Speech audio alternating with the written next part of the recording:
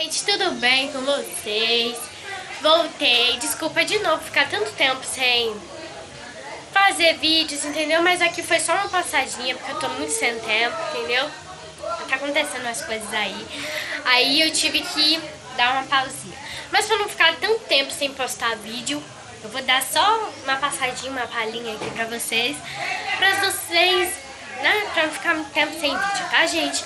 Olha, mudei até de estúdio, gente. Isso aqui é mentira, gente. Uma laranjinha que tem aqui em casa. Mas é rapidinho mesmo, viu, gente? É uma palhinha que eu vou dar aqui. Eu andei por aí, eu vi o tempo passar, mas não vi muita coisa mudar.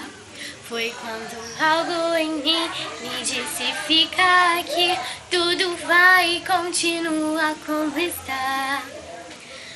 Tenho que achar um jeito de mudar o meu caminho.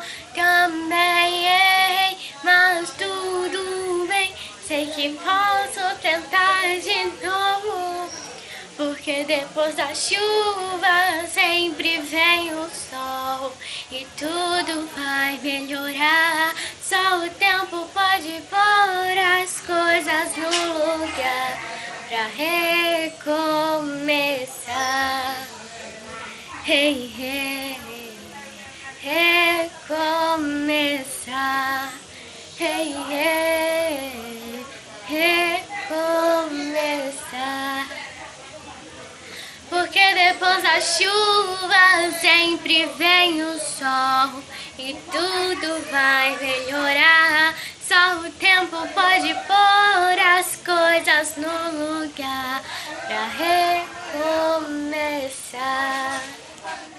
Obrigada, gente. É só uma palhinha mesmo, como eu falei pra vocês. Uma palhinha bem rápida, entendeu? Só pra não ficar muito tempo sem postar vídeo. Bom, gente, um beijo pra vocês. E depois eu volto com mais tempo, postando muito mais vídeos pra vocês curtirem aí. Não esquece de dar seu like se gostou. Se não gostou, tudo bem, dá dislike. Mas, por favor, deem like, tá bom? E sigam os canais também dos meus amigos, Alissa Dara e Amanda e Lorena, de lá do canal Amanda e Lorena. Nossa, meu Deus. Tá bom, ok, gente. Dá like aí, viu, no meu vídeo. E se inscreve no canal.